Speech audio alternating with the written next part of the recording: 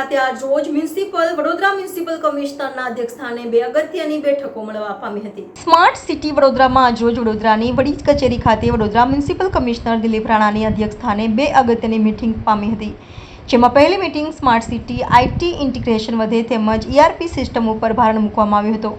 જ્યારે બીજી બેઠકમાં ચોમાસાની ઋતુમાં લોકોને પીવાનું શુદ્ધ પાણી મળી રહે તે માટે ભંગાણ પડેલી તમામ લાઇનોને દુરસ્ત કરવાની કામગીરી ઝડપી બને અને લોકોને પીવાનું શુદ્ધ પાણી મળી રહે તે અંગેની બેઠકમાં ચર્ચા થઈ હતી,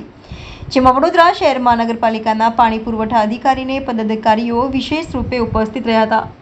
વડોદરા મ્યુનિસિપલ કમિશનર દિલીપ રાણાએ પાણી પુરવઠાના અધિકારીઓને ઝડપથી આ કામગીરી પૂર્ણ થાય તે માટે તાકીદ પણ કરવામાં આવી છે। આજે એક તો સ્માર્ટ સિટી બાબતે એક બેઠક મળી હતી, જેમાં સિટી માટે આઈટીના વધારે સોલ્યુશન અને સ્માર્ટ સિટીના પ્રોજેક્ટો બાબતે ચર્ચા થઈ હતી, જેમાં ખાસ કરીને ઇન્ડસના ટાવર,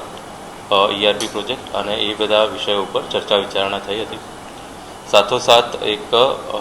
ચોમાસાની ઋતુ ચાલે છે એટલે પાણી લીકેજના અને કોન્ટામિનેશનના જ્યાં જ્યાં પ્રશ્નો આવે છે એની માટે પાણીના જેટલા પણ અમારા એન્જિનિયર્સ છે વોર્ડ ખાતાના અને ઝોન લેવલના અને હેડ ઓફિસના પણ એમની સાથે એક વિસ્તૃત બેઠક થઈ હતી। જોડે જોડે આરોગ્યના જે અમારા MOS છે એની જોડે અને પાણી પુરવઠાના કોર્ડિનેશનના જે પણ ઇસ્યુ હતા એને સોલ્વ કરવા માટેની અને પાણીના પ્રેશર જ્યાં ઓછા આવતા હોય અને લાંબા ગાળાનું પ્રોગ્રામ પ્લાનિંગ કઈ રીતે થઈ શકે એના માટેની આખી એક સમગ્ર બેઠક હતી। મેં આપને કીધું એ પ્રમાણે જે સ્માર્ટ સિટીની છે જેમાં ઇન્ડસ ટાવર, ERP પ્રોજેક્ટ અને આગામી સમયમાં સિટીમાં વધારેમાં વધારે આઈટી સોલ્યુશન આવે અને આઈટી બેઝ પ્રોજેક્ટ આવે, લોકોની સુખાકારીમાં વધારો થાય એની માટેની એક ચર્ચા હતી। અને જોડે પાણી પુરવઠામાં હેલ્થમાં જ્યાં જ્યાં લીકેજીસના પ્રશ્નો હોય એને ત્વરાએ સોલ્વ કરવા, એક લાંબા ગાળાનું આયોજન કે જ્યાં જ્યાં લીકેજીસ છેલ્લા 4-5 વર્ષમાં આવ્યા છે એને આઈડેન્ટિફાઈ કરી એને એક મોટો પ્રોજેક્ટ તાકી સદંતર રીતે આ પ્રોબ્લેમ સોલ્વ થાય એની માટેની એક વિસ્તૃત ચર્ચા હતી। પાણી માટે કોઈ